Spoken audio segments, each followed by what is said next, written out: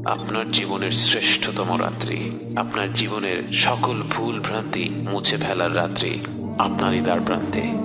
একটি রাত যা হাজার মাসের চেয়েও উত্তম, একটি রাত যা জীবন ভর ইবাদত করার চেয়েও উত্তম। লাইলাতুল কদর এমন একটি রাত যা হাজার মাস অর্থাৎ ৮৩ বছরের চাইতেও উত্তম। কত রকম ভুল ভ্রান্তিতে আমরা ডুবে আছি, অথচ আল্লাহ তাআলা আমাদের কারো জন্য লাইলাতুল কদরের মতো মহিমান্বিত রাত্রির দরজা বন্ধ করে দেননি। রাসূল সাল্লাল্লাহু আলাইহি ওয়াসাল্লাম বলেছেন, লাইলাতুল কদরকে রমাদানের শেষ 10 রাত্রিতে খোঁজো। মনে করুন একটি লটারি হচ্ছে, আপনাকে বলা হলো 1 থেকে 10 নম্বর টিকিটের মধ্যে যে কোনো একটি অবশ্যই জিতবে। আপনি কি তখন কোনো টিকিট বাদ রাখবেন?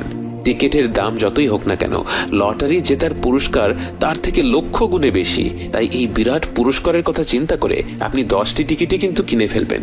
অতএব আমাদের উচিত শেষ 10 রাত্রির প্রতিটি রাতে আমাদের শতভাগ প্রচেষ্টাটা করা। তার পাশাপাশি হয়তো যেই রাত্রিগুলির কথা বিশেষভাবে এসেছে, যেমন 27-এর রাত এবং বেজোর রাতগুলো, সেই রাত্রিগুলিতে আমরা বাড়তি কিছু আমল করতে পারি। কিন্তু অবশ্যই অন্যান্য রাত্রিগুলিতে, বিশেষ করে 27-এর পরের রাত্রিগুলিতে যখন খতম তারাবি শেষ হয়ে যায়, তখন যেন আমরা আমাদের ইবাদত কোনোভাবেই কমিয়ে না দেই।